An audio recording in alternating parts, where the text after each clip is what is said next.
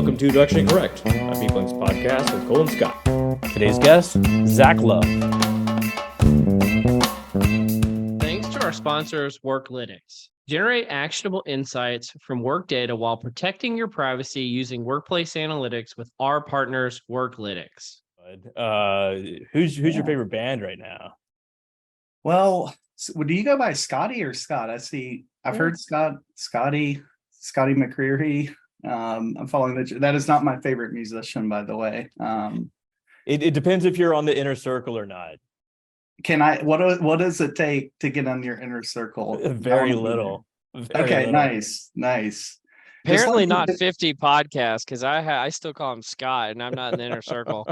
Yeah, just send me your Venmo, Scott, and we'll arrive at a number that works for you.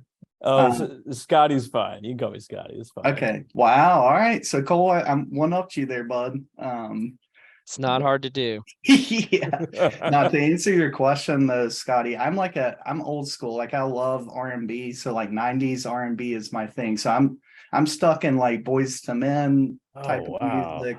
But if I had to say like today, I'm a big Bruno Mars fan. I actually just saw Taylor Swift with my wife down in Atlanta, and I'm seeing Beyonce in August. So this year's a big year for us. These are like all of our favorites. I'm a big Adele fan. You like the soul artist, right? Yeah, exactly. Yeah, big soul guy. Where do you stand on Whitney Houston? You know, she got bumped because of the Atlanta Hawks game, right? So they had to bump her. Taylor Swift kept her deal, but they bumped Whitney. Or no. What am I? Is Janet Jackson? I'm getting them confused. I was like, I think Whitney Houston's dead. She is dead. Yeah. I'm glad we're not recording this. We would have to cut all of this. That would be terrible. Oh, we absolutely are recording and we are not cutting it. Yeah. That's terrible. No, what do you mean by Whitney? What about her? Well, I always saw her as like, Beyonce, Adele, Whitney Houston, just these big voices, big soul, like, have a lot of emotion in what they're singing. Absolutely. Yeah. Huge voice with Whitney. I mean, she had some iconic songs. So she's up there for me for sure. I'm also a big Sam Smith guy. Mm-hmm. Saw him in Atlanta. But yeah, Whitney, Ariana Grande, I've heard her live. She has a super punchy voice. Again, a little soul there too. Is that what you're into as well, Scotty? No, it's all Skrillex. It's how I go to sleep. It's how I like pray at night, and I take care of like the homeless children, all to Skrillex. That's what I do. that checks out. I saw I went to in my bachelor party, we went to Las Vegas and we saw Calvin Harris was DJing at Wet Republic. That's a story for offline for the three of us, but let's just say there wasn't a square inch of that pool that wasn't occupied. And oh my God, I appreciate that style of music. Like the toddler's pool at a public park. Like, no, thank you. Yeah. Do you record as well? I mean, like, this is an incredible setup.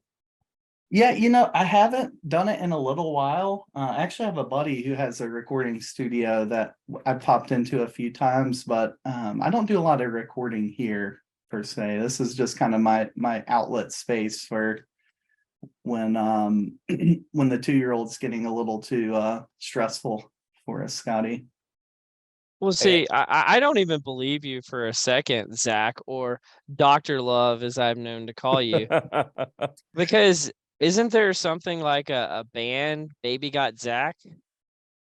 Yeah, thank you. That's a nice plug. I'll send you the check later for that, Cole.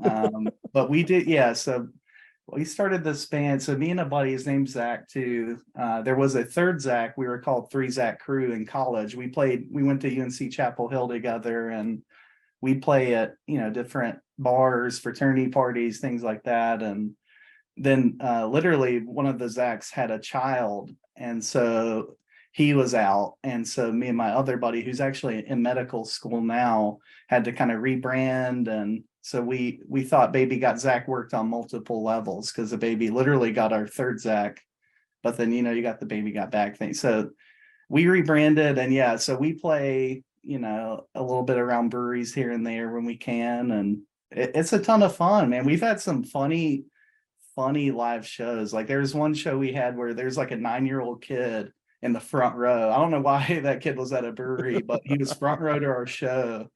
And he literally started getting a nosebleed during one of our songs. That's how bad our music was. Like this kid was just pouring. Hell yeah. Yeah. I mean, that's one for like the trophy case right there. We'll Yeah. melt your face off with our music. Yeah. Totally. Yeah. We always say the more you drink, the better we sound. That's our mantra. Fun fact, like my very first, I was just like a wee lad, and I saw Michael Jackson on the Thriller tour, and it was at Texas Stadium in Dallas, and it was so loud I started puking everywhere. Just a little kid. It was from the noise. Apparently, or little kids, they just like they're Yeah. volatile anyway. That's insane. That is insane. They probably fed me a bunch of like popcorn and soda and this sort of thing as well. But I mean, It's the Texas State Fair. I mean, who knows what you ate, right? Texas Stadium, Oh, where the okay. Cowboys used to play. Yeah. Oh, got it. I was thinking he had a few deep fried Oreos or something. There's something in there. Yeah. Butter fried butter. Can't go wrong, right? Yes. Well, maybe I can introduce you really quick, Zach. We're professionals here, right? But Zach Love is a husband, father, musician, and sports fanatic who enjoys spending time with family and friends. A UNC Tar Heel and Carolina Panthers fan.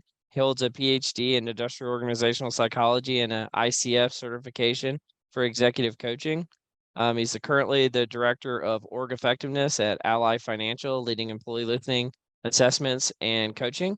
And he started his own company, Insights with Love, that provides coaching and analytic services. Also an adjunct at Queen's University of Charlotte, teaching people analytics in the McCall School of Business. Zach, Dr. Love, thank you so much for joining us today.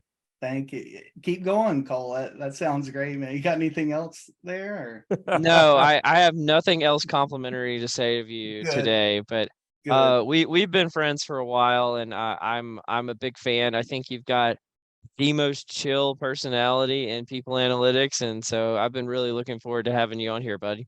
Thanks, man. Me too. It's an honor to receive that award from you. I'm not sure where that sits among your people analytics awards, but we'll take it. I would say fairly high. We need more chillness.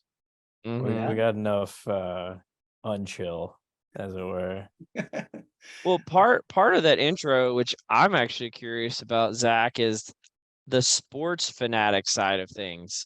I know you and I kind of hit it off talking about golf historically, but one of the things I learned from kind of prepping for this was how you have wanted to kind of bring IO psychology assessment into sports analytics, specifically thinking about the NFL. Do you want to talk about that at all? Yeah, it was an interesting journey, probably, not unlike many of us who ended up in IO, right? So I started pre-med at UNC. I flunked out of chemistry, did not agree with that. Eventually found Psych 101 and it just clicked with me. I've always loved people, kind of figuring out what makes them tick. And then I had the existential crisis of what do you do with a bachelor's in psych? So I had to, grad school's kind of the natural next step. And so I was at do I go clinical? Do I do something else? I'd never heard of IO. And I interned at a psychiatric hospital and quickly found out that was not the route I wanted to go, but I was interested in the people that worked there and what made them happy. Why did they stay on the job? Super stressful job that many folks had there. And so I kind of latched onto this idea of, people spend 70% of their lives at work. If we can just make it 1% better, the tremendous impact that has. And then, being a sports fan, also paying attention to things like the NFL Combine, there is no real like psychological assessment. They had the Wonderlic with the Combine, and I think we might all agree that's not the best assessment potentially. And in fact, when they started doing studies about it, they found that cornerbacks who scored lower on that assessment tended to perform better. So it's kind of counterintuitive. So not the validity you want, right? Yeah, potentially. Yeah, so I kind of combined all of that together and found out about IO, and it felt like the right fit of people, data, business, and then went on to study engagement at East Carolina. And as I was there, there's a group out of Baruch College who created the NFL Player Assessment Tool, PAT, which I was like, y'all nailed it. That is fantastic. And What's that? What's the player assessment tool? yeah, so they created this basically a psychological profile. So they look at things like learning agility, a bunch of different constructs, and they have been doing this for like 8 or 9 years now. And so they've got tons of data on all of the NFL draft classes, and they've been hired on to help many teams make hiring decisions. And one of the early stories that I heard about that really drew me into IO was there's this guy named Bob Troutline, who was hired on. He's an IO. He was hired on by the Indianapolis Colts in 1998. And he was hired on to help them evaluate Peyton Manning and Ryan Leaf. So on paper, all the data, the stats about them looked identical. And so they brought in this IO psychologist to give them a battery of psychological testing. And they had a strong recommendation to take Peyton Manning over Ryan Leaf because of his mental makeup. And the Colts ended up listening. They took Peyton Manning #1 overall. Ryan Leaf went #2. And one of the biggest busts in NFL history. So that's a high stakes selection decision that they made. And I just thought that was so cool that you can look at people's mental makeup, and the application of IO in sports has always been fascinating to me. But that's kind of where that came from. Sports is such a great microcosm of IO because you have not necessarily recruiting, I guess in college you do, but like selection. You go through all the pre-testing, then you actually get people onto a team, and you got obviously training and coaching and this sort of stuff, leadership. You talk about team cultures, all this sort of stuff. It's such a great way to talk about the things we do in IO. In fact, like, have you ever seen the PFF, like the player grades? Yeah, like it's absolutely fantastic. So every player is graded on every play of every game in a way that we wish we could do in a normal business setting. absolutely. There's like in sports, to your point, there's not many other places where you have so much objective public data about like performance data. So it's just ripe for analytics. And it's so clear that someone won or failed, right? Like if someone scores a touchdown on you, like it's hard to be like, well, it was a minor victory. Yeah, right. Who's to say if we really lost that game? Right. And then it slides so interestingly a lot of times into gambling, right? And making predictive models about gambling. So while I was in grad school, me and my advisor built this huge data set on all college football games over an 8-year span. And just in that study, you hear about home field advantage, but we found it was like 62% of the time the home team won. So that's not a trivial difference, from a betting perspective. And, you can take that a whole lot of ways with betting and gambling, but yeah, it's always been a really cool application to me. We covered a story like early on around home field advantage during the COVID pandemic. So you got a situation where there's no crowd in the stadium. And essentially they found is in a couple of different studies was that the distance of the crowd from the field, the closer they are, the more calls that the ref were to give, and the bigger the crowd. So the ref is actually feeling this like social pressure to give, in this case, it's soccer, football, however you want to call it, give penalties and goal kicks and this sort of stuff. So the home field advantage is real. You just need like a really rowdy crowd close up on the ref to get it. Yeah, we need to manipulate the distance variable there, and also the alcohol variable. That's really cool, though. It's those kind of unique things about, you hear about in the NFL too, like going for 2 now is almost commonplace. Like you got teams going for 2 and going for it on 4th down more than we've ever seen. And that's driven in large part by analytics. So it's cool to see it actually impact decision-making too at that level. Yeah. Did you guys ever come across, there was this high school coach in Arkansas who never punted and never never like He never I kicked think he off. always never kicked off and always went for 2. And he was like the best high school coach in like Arkansas history or something like that. So I don't know if those numbers still hold up, because I'm assuming that NFL teams have kind of, corrected for a lot of I think there's kind of a shifting base of like how effective these things are over time, but absolutely. Didn't they even move back the PAT attempts to Yeah. try to make Mhm. more people go for it into? They did. Yeah, and Yeah. I think that coach, there's one game I read, the reason I read about him, Cole, is I think he had beaten some team like 112-0. So on top of like not punting, he just went for blood. Like at some point, you've won the game. Let's have some dignity and respect. Unfortunately, the same coach went to the college level, and I think the first 2 games he won handily. But when he got into real competition, he started getting drilled because, like, if you're never punting from your own 5-yard line, Right. it starts adding up quick.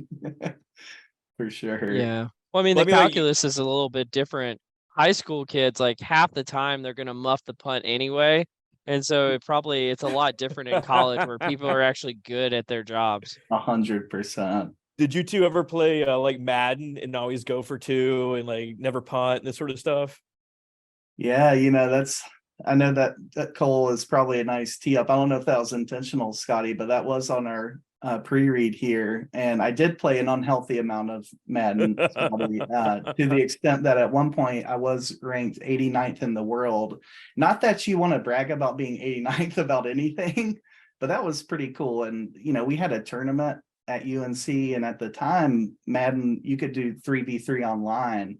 And so I placed in the top 3 at UNC, and there's this big intercollegiate tournament, and we collectively mowed down a few ACC teams. We ended up losing, I think, to Virginia or Virginia Tech, and they went on, and the winners of that intercollegiate 3v3 Madden tournament went on to play at halftime of the Super Bowl at the Dallas Cowboys stadium when they first held it at the new stadium. So they played like on the big screen, and there's a lot of nostalgia and regret about not doing better after seeing that being the result. But yes, I did, Scotty, play quite a bit of Madden, and I did go for 2 quite a bit as well. Well, like, how does this work? Like, how do you even get ranked? You just like enter tournaments and like all of a sudden like you're on the national stage and Yeah, like you play online against global anybody who's online. And I just reeled off that summer. I was playing a ton and reeled off like 80 straight wins, and your ranking climbs. And that was the time where like the Madden bus was a thing, where you had like yeah. the bus and playing those big tournaments. And so I just I didn't have a lot going on one summer, and dedicated most of my brain to that. Yeah. Is there like a people analytics slant to this? Like, did you like manipulate the team to like best position the talent that you were given or anything like that? What's interesting is I found in a lot of that, it's getting to know your opponent and their tendencies, right? So even outside of the game, like I played football in high school, and I was halfway decent. Played against Brandon Spikes, if you remember him. Yeah. I tried to block that guy. That guy absolutely crushed me. But so I knew the game of football and some of the tactics, but at some point it shifts into, do you know who you're playing against? And some of that's there's some people analytics elements to that, just kind of knowing, what makes that person tick, trying to predict their behavior. And so with Madden, we can get off Madden anytime you want, by the way. But like there's things you can do, like shifting players before pre-snap, so you can move players around, and you can get a sense for what coverage they're in, not unlike what actually happens in the NFL. And so I think, the ability to kind of predict what's going on the other side of the table, so to speak, is valuable there. Well, like Mike Tyson said, everyone has a plan until they get punched in the face, right? So like you can have all the skill in the world, but once you run up against someone with like that much power, or that much technique, yeah, like or if you run this with that skill. Or you just go like my hero, Marshawn Lynch. I'm repping his stuff today, beast mode, and you just run through someone's face. That's what he said. Oh yeah, absolutely. You run through someone's face over and over and over again, and go eat Skittles. Yeah. Yeah. I mean, I feel like this could be a continuing segment on the podcast, Scott, of like, what are you 89th best in the world at? Right? Yeah. Is there anything you're the 89th best at in the world? At one time, I was not ranked anything like that, but I would say I was top 50 GoldenEye player. back in the Nice. day. Like I would beat the shit out of everybody to the point where I lost a roommate. We're no longer friends. It caused a lot of strife. Yeah, that was an awesome game. I think it holds up, man. I think it holds up. We had a call with 100%. what Nicholas Bremner, who says that like no, it's not the same. But Yeah, it does not hold up. I disagree. I still have my N64. Hot I take. bust it out once a year. Yeah. Just see if it still works. I don't know. I feel like I'm probably like the 89th best People Analytics podcast host. So Are there that out yeah, of 89 total? I don't know. I mean, maybe out of 70. Who knows? Yeah. I think you're far better than you think, Cole. I promise I you don't that. know. Cole just needs more coaching, this sort of thing, right? Yeah, Yeah, I feel like if I exactly. just had a coach who was ICF certified, Yes. they could really, play up my strengths, diminish my weaknesses. I guess that's actually a good question because I know there's a lot of debate about this. Are you a strengths guy or an improve the weaknesses guy or a both? It's such a great question. And by the way, I heard that cuss word, Scotty. So I think your Apple rating just shifted from clean. By the way, I was going to congratulate you both on having a clean Apple rating, but maybe after this that'll shift. We honestly I didn't know don't we had one. did not Sorry. know that. See, you got to Yeah. do your research, guys. That's important.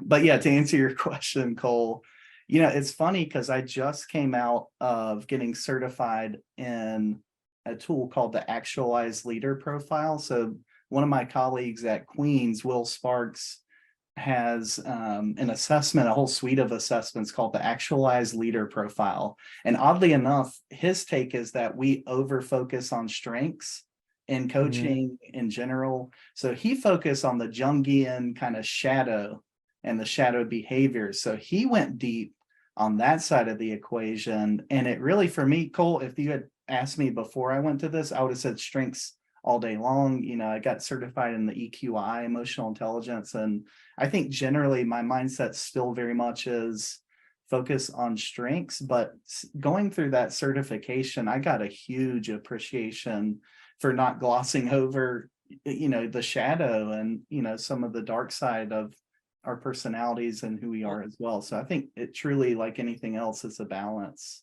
Well, tell us more about what that means. In case someone's not familiar with the dark or the shadow side or the dark side of personality or any of that kind of stuff. Yeah, you got like, and Cole, you probably speak more intelligently than me, but there's like the whole dark triad of personality, right? With narcissistic type behaviors, among other things. And, with Jung, it's like there's this part of us that we may not consciously know. It's like the unconscious. And he even talked about the collective unconscious, that we all as human beings have this sort of collective unconscious that we share. So, Will's focus in this book is he took kind of a needs-based approach. So he kind of combined Maslow and Jung and all that stuff. And he found that, generally there's kind of three archetypes of people: an affirmer, an achiever, and an asserter. And those generally have different needs and they have different shadow behaviors. So, for me, as you could probably guess, Cole, just hearing the words, I'm an affirmer. So I'm very much relationship driven, people type person. But, my shadow shows up in different ways. I may not be as, I may be overly cautious with conflict, as an example. So, just based on who I am, my personal life experience, I may shy away from conflict. So different sorts of shadow type behaviors like that, becoming aware of that, and then strategies to combat it and face your shadow. I don't know if So that's is there a shadow for each persona? Like, would an affirmer have a consistent set of shadow characteristics? And I can't remember the other two you said, but would they have their own version? exactly. And I say I got certified in it. This was like a brief 3-day thing. So I'm by no means an expert. But yeah, the asserter and the achiever both have shadow behaviors characteristics as well.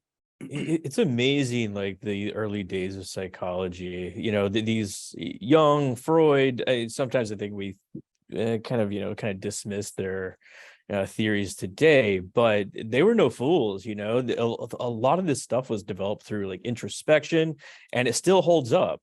in ways that we can relate to now. And in fact, like obviously you're using this in like coaching practices. Absolutely. Yeah, I've been thinking about loving my mother and killing my father frequently. So, Like it really holds up. the devouring mother. I mean, there's truth to that. Yeah. Yeah. And, I think there's a lot of debate about things like the Myers-Briggs. You hear about Enneagram, you hear about the DISC and some of these. And, at the end of the day, it's a tool, much like I think the parallel in people analytics is there's a whole lot of tools out there. It's finding the right one and the one that resonates and solves the problem. Can we rant on something real quick? I think this It's would your be so show, much baby. fun. Yeah, bring it. Like, have you seen these colors assessments? It's like, what color are you? And Inside. it's just like, Disc. I mean, I think there's a few of them, Yeah. but it's just like, are you a red or a yellow? And it's like people put so much stock into this. And I even saw one time. It was literally like they put 4 cards on a table and you looked at the words that were on the card and that just became your color. I was like, man, this is really psychologically valid. I love this. And the crazy part is it was like the normal median human being likes those assessments better than they like the really valid ones. There's probably a bunch of people who like the Wonderlicks out there because they're simple and easy to understand. It gets really tribalistic too. It's like you go into an office, like, well, all the reds go over in that corner, and like it makes like a really easy sort of training deal. Like once you bring like the actual psychometrics into it, or like the validation. And we love to categorize people, right? Humans have been doing that forever, right? So you give us a 2x2 and we go nuts. So you get introversion, extroversion, you get task and relationship oriented, and you go to town on it, right? Boy, I worked at a company years ago and they had us take the MBTI. I was like, okay, whatever. But then they made us wear like little hats with our label, whatever they call them. And it's like, okay, like what the fuck is going on? That's like diversity day on The Office. Yes, exactly. Yeah. Exactly. Yeah. That's what did you learn about yourself there? I learned that I need to get out of this company. That could be the right insight for you. It turned out to be a horrible place to work. Well, Zach, do you mind if we come back to kind of the coaching point for a second? I'm curious because I know this is kind of one of the things that you've been leaning into the last few years. Is there anything that you do to like start off your conversations with a potential client of yours, or is there like a method you subscribe to that you're like, really, I stand by this, and this I've seen it work over and over again?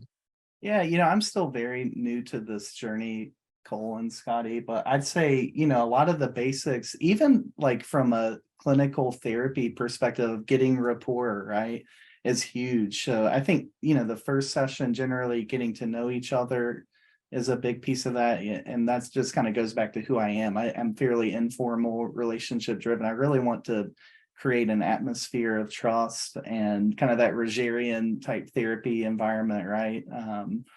But then, I think the model that I really like that I learned is called the good model. And so G is goals, first O is options, second O is obstacles, and the D is do. So either like across the entire span of a coaching relationship, or even within a coaching session, we're going to talk about your goals. We're going to talk about options you have to move forward, obstacles that are getting in the way, and then what are you going to do about it? And that's the beauty of coaching to me. And one of the reasons I think I mentioned it in my LinkedIn post, but one of the reasons I even got into coaching was Ted Lasso, which we just finished last night.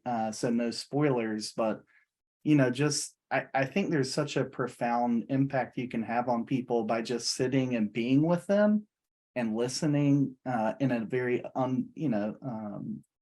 sort of unbiased way or objective way. And there's just a lot of power in that for me. So I think, I like the good model. Generally, it's about building rapport. And then me, I'm thinking through what assessment might be a good fit depending on the goals someone has. Well, you're the perfect person to ask this question to then, because I have watched some of Ted Lasso. Do you think a Ted Lasso character who knew nothing about a sport would work in the real world? Like if they somebody just took over the New England Patriots, from they were a soccer coach before, but they had Ted Lasso's coaching ability and Uh, just relentless positivity, would it work out, or would they just bring back Bill Belichick? right.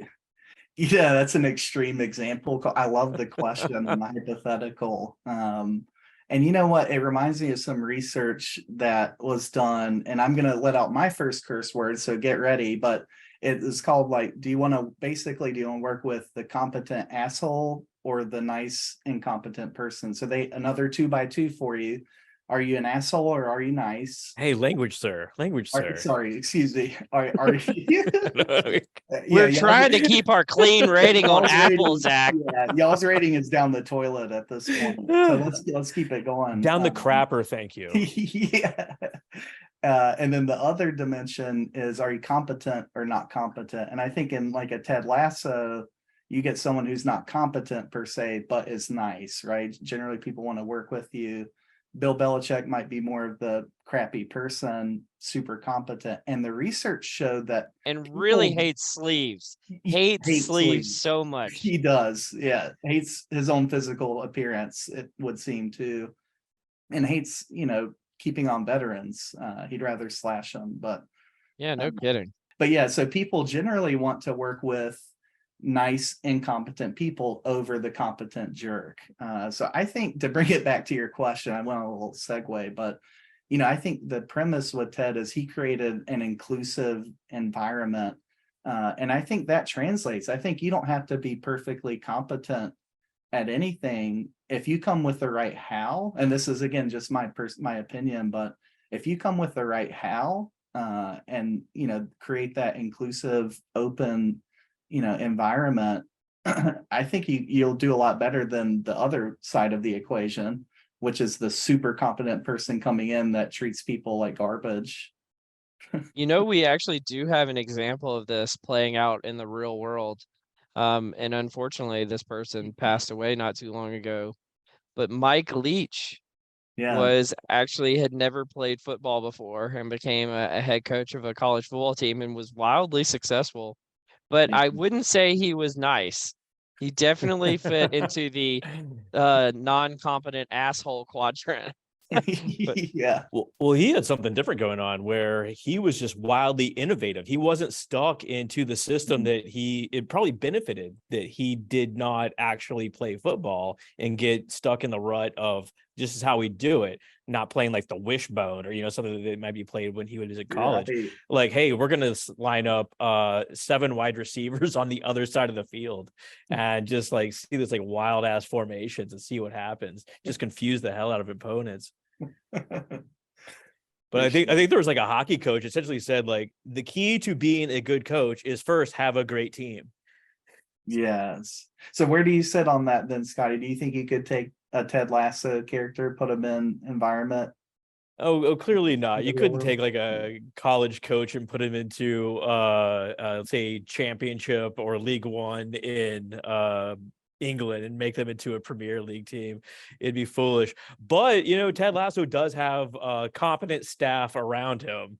Not necessarily Coach Beard, but the other guy, the one that was dating Nate. Yeah. Nate. Oh, Nate. Yeah, he's the one that turned into the a-hole. Yes. Yeah, Beard was pretty competent though, right? He kind of on the low knew what was going on. Roy fucking Kent. There you go. Roy Kent. There you go. Yes. He's the competent one. And I was thinking Beard was the analytics guy. He was bringing in all the stats, you know? He's kind of like Leach a little bit. I guess maybe Nate. Nate had the innovative formations. Yes. Yeah, I think that's, you hear that about great leaders, right? They surround themselves with people that kind of fill the gaps and that are smarter than them. And yeah, I think there's some logic to that. Well, speaking of filling the gaps, Zach, you want to step into the confusion matrix? You know what? I would love to step into the confusion matrix. All right, prepare. Holy shit. He just put on some crazy ass glasses. I did not have these ready to go. Yeah, no, you didn't, did you? So sorry for those who aren't watching on video, but Zach looks like a race car driver now. Okay. First, have you ever knocked yourself unconscious? That honestly, if I could think of any question that you might ask me, that was nowhere near the top of the list. We got a few of these. Is it like physically or like via alcohol or just I'm just really looking for good stories. I mean, if you got something, we're here for it. So I wrestled also in high school. And I could tell you a boatload of stories about wrestling in general and the culture and environment. But there have been times where I've done certain moves on other folks when I was wrestling, and I'd hit my head and knock myself unconscious for sure. Oh my gosh. I think I had an illustrious high school football career, and it was probably my fault, but they put me on kick return once, and that was a huge mistake. And That seems terrifying. Yeah, and I took it and I hit a few spin moves, juked a few guys, and then I got absolutely leveled by someone. I don't think I moved more than 2 yards forward. I was just spinning around in circles and then got leveled. So I think I did that to myself, to be honest, but I did get knocked out pretty good there. Hitting the circle button too many times. It's a Yeah, a thing. Cole, have you ever been unconscious? A few times, but not self-inflicted ever. I guess one time I stood up too quickly and if you stand up too quickly sometimes you're like the blood rushes out of your head, and I just fell flat on my face in front of my brother, and he was like so freaked out. He's like, "What is going on with you, man?" I was like, "Oh, sorry, I just stood up too fast." I mean, that is equivalent to a Impressive. kick return. I mean, they're about the same, Yeah. really. Yeah. I did Equally a spin impressive. move on the way down, What about you, Scotty? I don't know if I've ever been unconscious like by self-inflicted means. When I was like in second or third grade, I was playing tag and I ran directly into a like fireman's pole and like kind of backed up and like kept on going. And like 2 days later, I had this like welt on my head and like vomiting everywhere. Apparently, I vomited a lot as a child. So I mean, that's the way it goes, It's So like maybe- involuntary or voluntary. That was involuntary, just like so brain trauma, quite literally. So maybe that was Mother Earth speaking to you, Scotty, when you saw the kid vomiting at the game earlier in that story you told. Oh, that was me. That was you. Okay, I thought you were He just was saying that kid. I was He that was kid. the I butter see. fried butter. Maybe it was Kid. a out of body experience. Who I knows? think it was. But speaking of like butterfried butter, if you could eat at one restaurant, only one restaurant the rest of your life, where would it be? Neither one of you will know this. Unfortunately, in Charlotte, we have a restaurant that I absolutely love called Stagione's.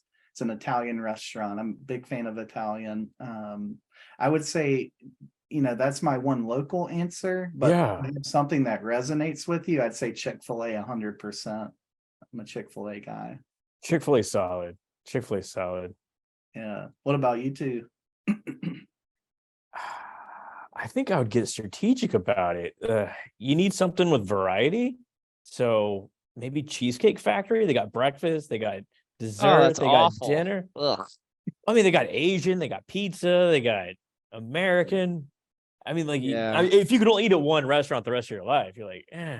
See, I'm gonna give the stereotypical Monroe, Louisiana answer. And I'm so excited to talk about this with one of our upcoming guests who happens to be in Monroe. But fucking Johnny's Pizza. I mean, Pizza Johnny's every Pizza, I day? would eat there Pizza. forever. No variety, don't care. It's so good. Everybody who comes from other places who tries it says it's average at best, and I love it. I think it's amazing.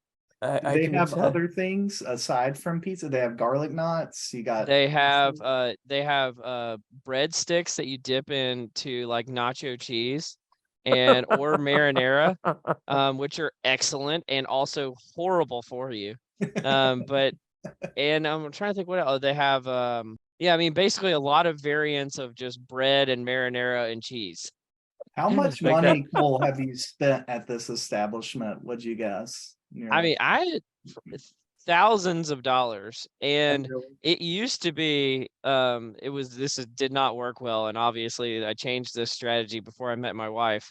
I used to take every girl that I wanted to go on a date with there for my first date just to see, because like you got to be a special kind of girl if you're gonna go. If you're gonna like Johnny's Pizza. It's The a test, right? The ultimate It is a test. litmus test. It was absolutely a test. This was my psychometric profile I was creating of these women. And also, I can only imagine all the girls in that pool, Cole, they definitely talked to one another. So they had a game plan going in. So, they had a good idea of what to expect. Probably knew exactly what to order. Yeah, there was like a group therapy afterwards. Like, he took you to Johnny's too?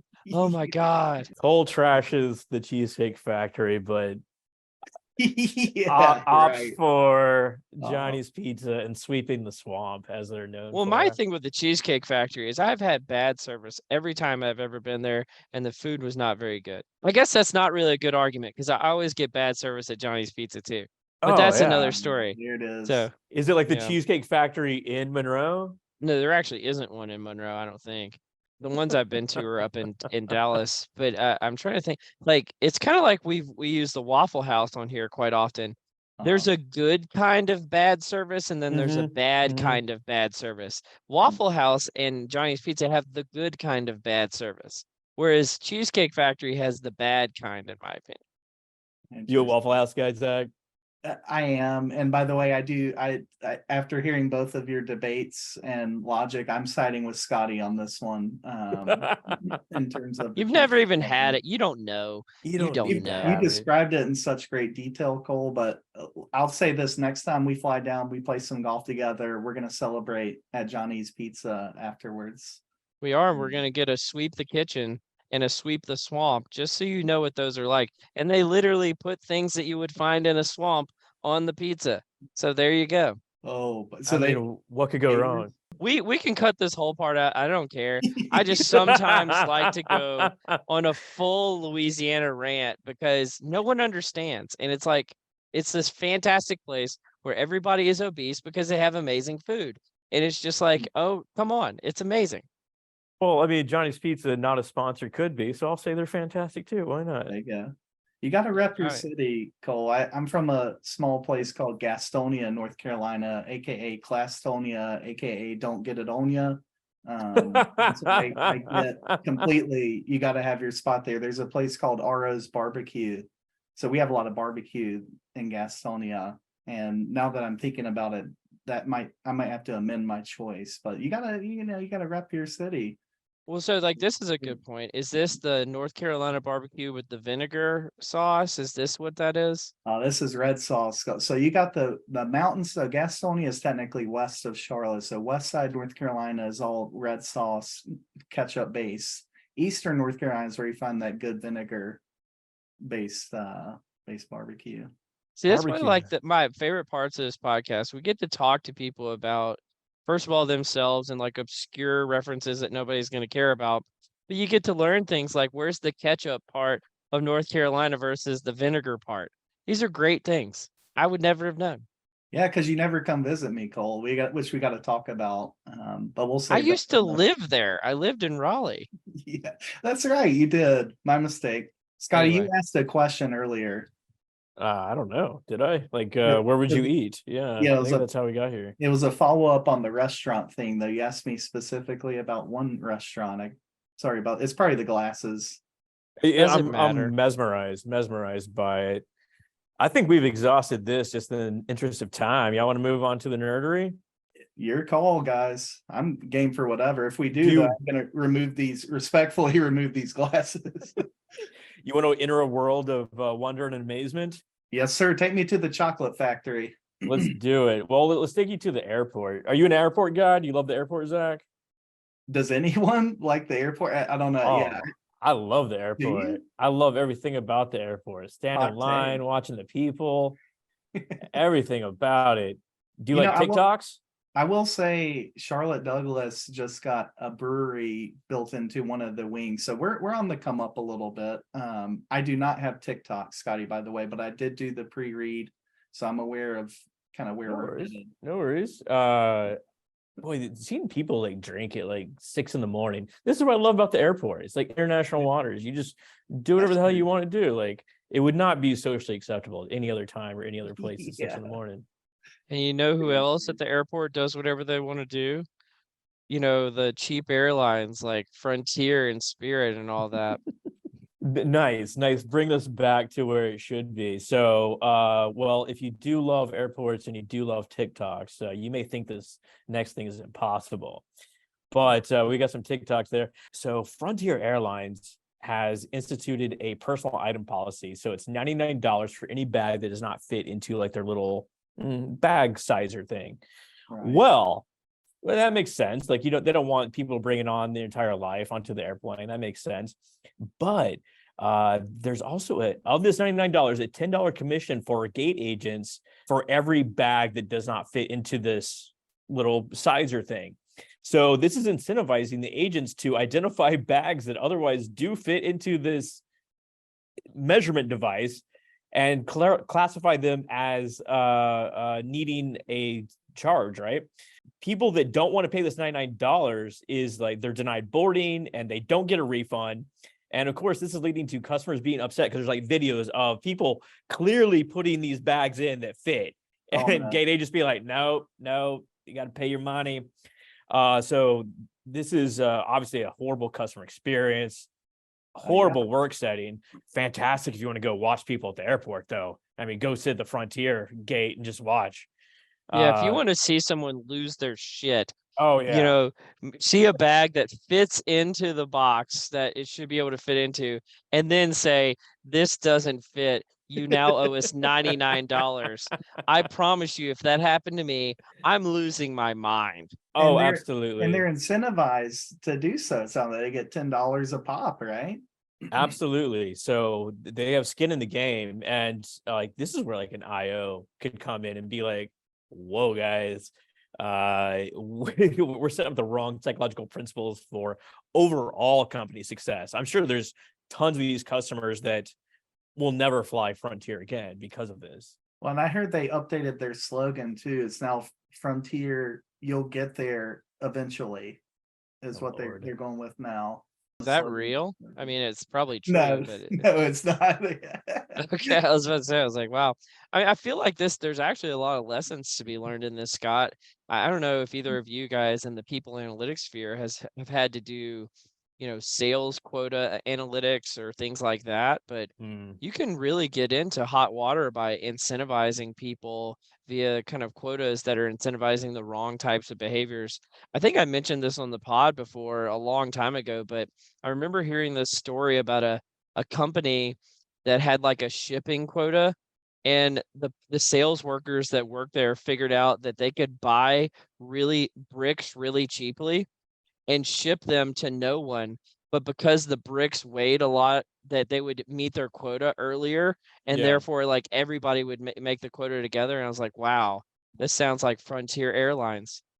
You get what you pay for, right? Like, so if you're paying for bag policies, you're going to get bag policies. And it's just pure performance management sort of stuff. Like, how you reward people is what you get on the back end. Absolutely. Humans will find a way, to screw it up in some way or another. Yeah, it's so interesting to me too, because as I was reading more about it, the CEO elected to his solution was to actually not invest in the people, right? Which I think is another thing that right. So yes, he decided to invest less in his employees, not pay them, etc. And it's so backwards, right? I think most conventionally now, hopefully this ideology is catching on, but you take care of your people, they take care of your customers, and it's in that order in terms of the operation. So I just thought that was interesting that after everything kind of tanked a bit, he decided to invest less in his people. It's amazing. Absolutely. So like, as opposed to just paying the employees more, having a better work environment where they don't have to deal with this sort of stuff, he allowed set up the circumstances where the customers supplement the income of their gate agents. Yeah. Instead of looking at the compensation system, maybe making it work, but maybe listening to the people on the front lines, Oh gosh. I mean, with that said, like I'm out on these budget airlines. Never again. I did it once from a flight, actually from PSYOP in Chicago to Dallas. had the option to stay over one extra night. It's like, oh, there's a flight for like $130. But after they charged me for like not printing out my boarding pass in time, it's like $40. And like my luggage is like $120. I could have bought a cheaper one-way ticket on probably like business class on, any of the other major carriers, and like, oh, horrible. Never again. Never again. Well, that sounds like a scam, Scott. But one of the things I was really curious about was this other scam that you came across about Circuit City. This was classic. This was for the ages. I don't know. Do you want to tee that up? Boy, I thought you were going to run the ball there, but Yeah. Well so done. in 2009, do we all remember Circuit City? 100%. Absolutely. Yes. Did either of y'all work at Circuit City? Well, No. after reading this, I'm going to say that I was the CEO of Circuit City. Exactly. So Circuit City went out of business in 2009, which set up a circumstance where like anyone that had gaps in their resume or like had little experience or poor experience, they could essentially just say, I was a floor manager, I was a shift leader, I was whatever at Circuit City, and have their, lackey friends as a reference and back them up and say like, yeah, absolutely. Zach and Cole were the best floor managers I've ever seen at Circuit City. And no one's the wiser. There's no one to cross-reference this with other than these supposed references. And you could essentially jumpstart your career this way. Well, and didn't you go a little bit further and talk about how Twitter had laid off like Yeah, all the they started people talking who about do Twitter with no HR employment department. verification? So now we're all engineers at Twitter, you know? Yeah. That is a bold strategy, Cotton. I mean, if desperate times call for desperate measures, I suppose, right? Yeah, and then it made me started thinking, well, now I can add Blockbuster to my resume. I'm thinking about like even like PGA Tour and Live right now. I wonder if the PGA Tour guys can say they worked for Live and got paid there. Like that maybe they explore that before this merger. Like happened. everywhere Zach went, the place failed. It's amazing. Right. He's like the Black Widow. The other thing I thought of was like, because this for me, and I was thinking about a little bit more. I'm sure there's like employment verification, W-2 type of activity that could combat it. But then also, and Cole, you probably remember all this stuff, but like integrity testing. I wonder, that's where I went in my head is like up front, like how do you even know? Because integrity testing, I think, remains a pretty solid predictor of performance and all that stuff. So that's kind of where I went in my head. That's kind of where I went as well. Basic just assessment of employees, like less reliance on references and resumes and more on assessing the skills that fit the actual job. Yes. No, I mean, just asking people, would you be willing to lie and say you worked at Circuit City just to get ahead in the world? Yeah. Well, that's just an intelligence test in itself. Be like, if they answer yes, it's like, oh, well, you just clearly don't. You're not smart enough to say no, I guess. No, I'm like, this has worked for people in theory. In theory, who knows? It would be like a lower to medium tier job, clearly, and maybe just be set up for success at Best Buy or something like that. I don't know. Yeah, another one that's going to go out of business. But I mean, don't let facts get in the way of a good story. Like let's not step on it too much. But what seems to kind of be becoming somewhat of a recurring segment in the nerdery is, Cole talking about generations. So we saw this new article coming out about millennials and Gen Z folks won't apply to a job if it doesn't list the salary. And I thought this was interesting on a few fronts. One is I think as a human being, I actually kind of understand this. Like why jobs forever haven't been listing salaries on them, except for, a lot of hourly jobs do list like an hourly wage sometimes, but we're having to pass all these legislative things around the country to try to get salary bands listed in the job description. We've talked about it on the podcast before. But then I have this internal conflict because I've seen some of this research, which actually we talked about with Sekou Burmese a while back, a UNC guy, Zach, which showed that when salaries are listed in the job, people are less likely to negotiate, and therefore everyone's salary or everyone's wages gets lowered because the salaries are listed. And so I wonder, I've seen tons of stuff that show that Gen Z and millennials are behind on their career earnings than they would be of previous generations.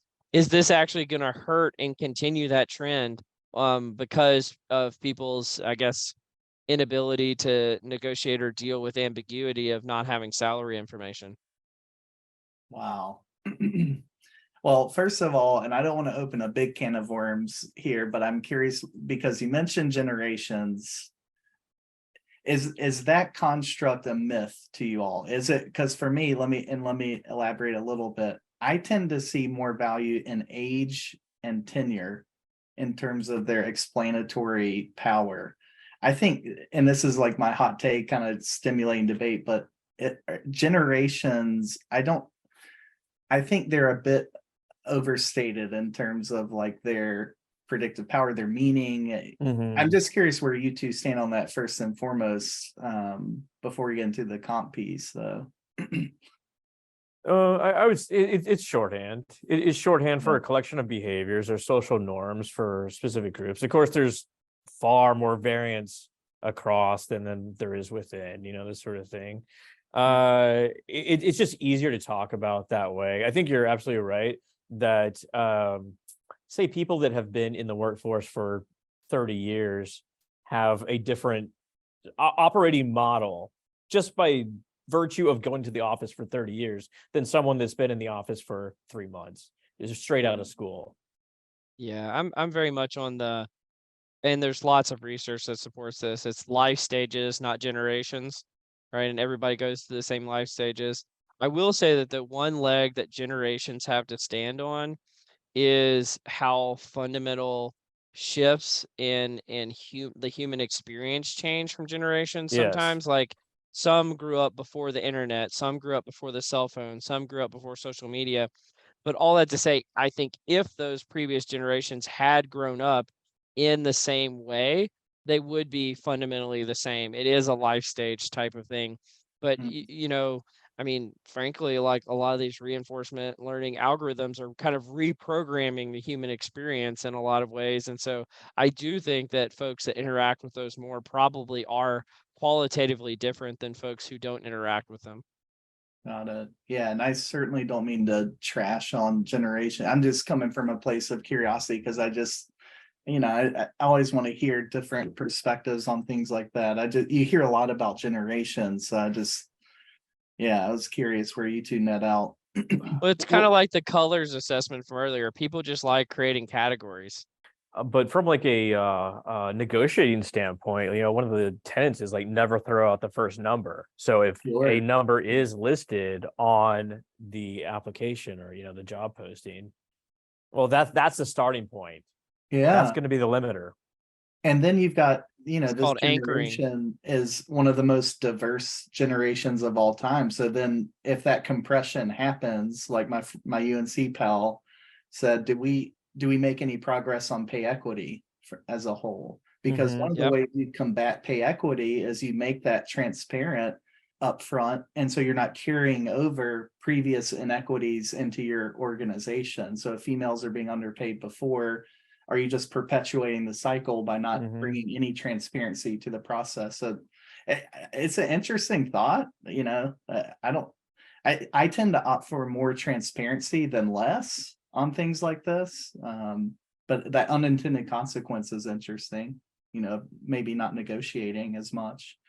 I encourage people to actually check out this link though, because it's beyond just Gen Z or whomever not applying for the job. It's a collection of shitty things that happen on the job. And like the one that like resonated with me was someone showed a slip for a 15-minute longer break, and it's like non-transferable, gotta give 1 week notice ahead of time, can only happen on these days, and you must submit it, blah blah blah blah blah. It's like, wow, what a fucking shitty environment that must be. Yeah. That sounds horrible. This is why people don't want to work in, I don't know, call centers or what have you, where everything is so regimented this way. Yeah, reading through all those little things too, Scotty. And I keep coming back to this. We have to fundamentally rethink how we do work.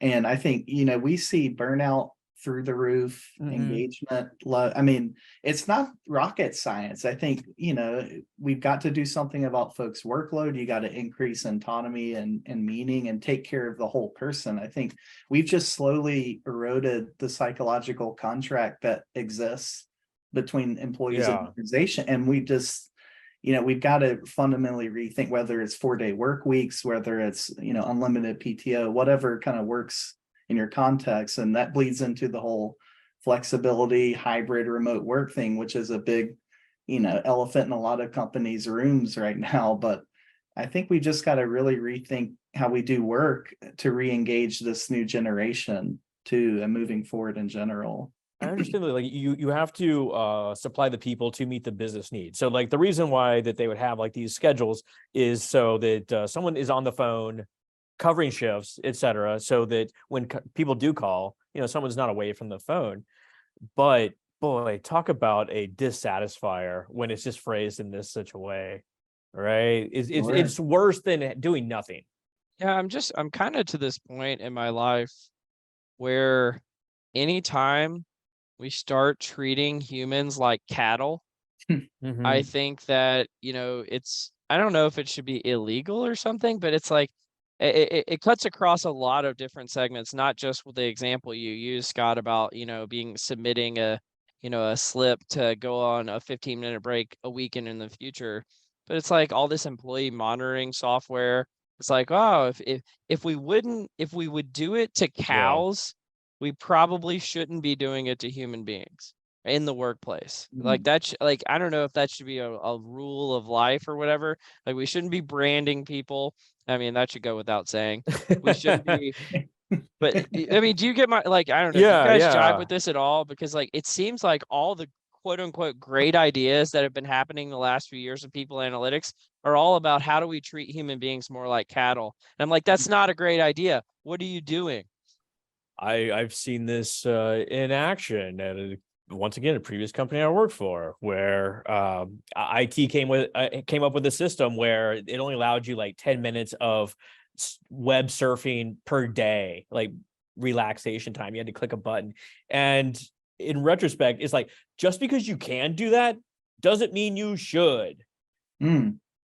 Doesn't mean you should. And there's lots of instances like this that could arise, especially as technology grows faster and faster. Cole mentioned employee monitoring. Just because you have the technology doesn't mean you should employ it.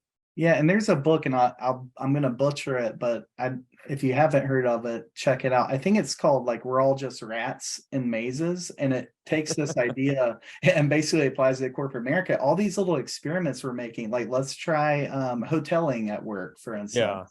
We're just experimenting with people, and what are the ethics around it? So I totally vibe, Cole and Scotty, with where you're headed on this one. And I think that brings up something. I sent this to Scott yesterday, and it's actually from our sponsors, Worklytics. They've done some research that shows that like workers' propensity to want to go back to the office is highly correlated with how dense the desks are at the office. So if you have no privacy and everybody is like breathing down your neck, of course you're not going to want to go back to your desk.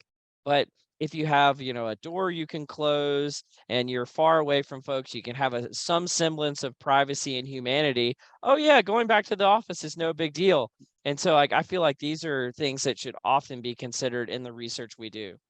There's a great natural experiment. I'll just dig it up, see if I can put in the show notes. But essentially, a office move from a cubicle setup to a one of these, like, everyone sits at a long desk, to encourage open seating, but everyone sits at a long desk, and they put sociometric badges on them so they can see who they're talking to, how close they're talking, how long, all this sort of stuff, and monitor their email and Slack messaging.